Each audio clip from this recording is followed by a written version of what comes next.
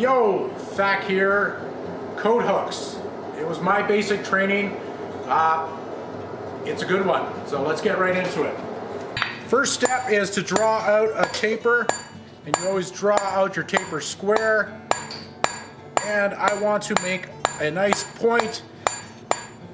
So the taper should be about 1.5 inches long.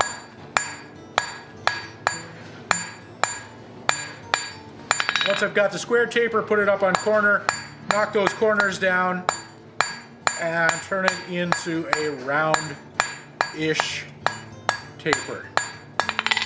And that's it, step one.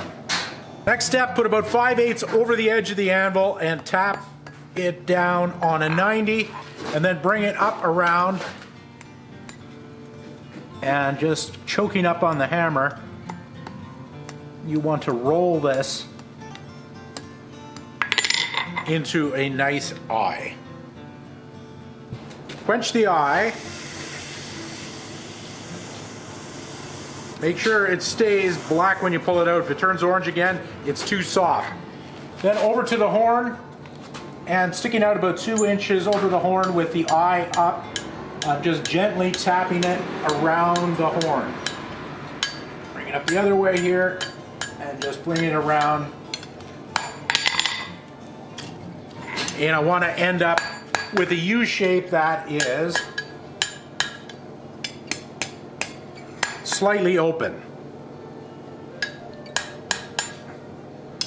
Something like that. So over the side of the anvil, bringing the hook back till it touches the side wall of the anvil, and now I'm hitting half on, half off,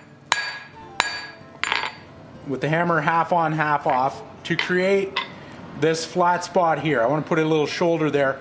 I don't want to get too thin there that it becomes structurally weak, but at the same time I want to get it flattened out enough to get some width there, because I want to put a 3/16 hole in there to fasten it to the wall. So it's a careful balance to get the right proportions. So where the flat turns back into a round is where you want to cut this off. And I've got it on the cutoff already with the bevel away from me, the hook down, and just tap it until that comes off, like so. And there is our finished hook. So let that cool off there, and then I'll be able to drill a hole in this area here and attach it onto a rack. If you put it on various pieces of steel, whatever, but that is your finished hook.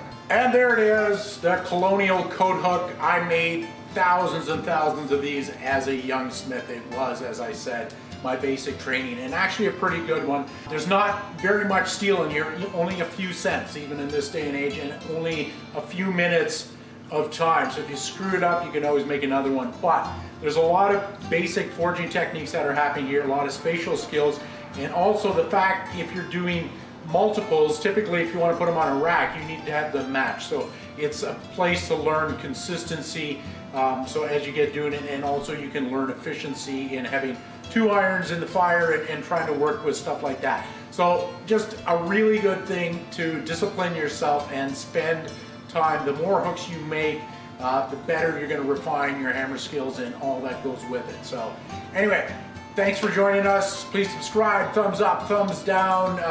Look at links in the comments below. We've got a lot of other how-to videos, and we're just looking forward to hearing back from you. So see you next time. Thak out. See ya!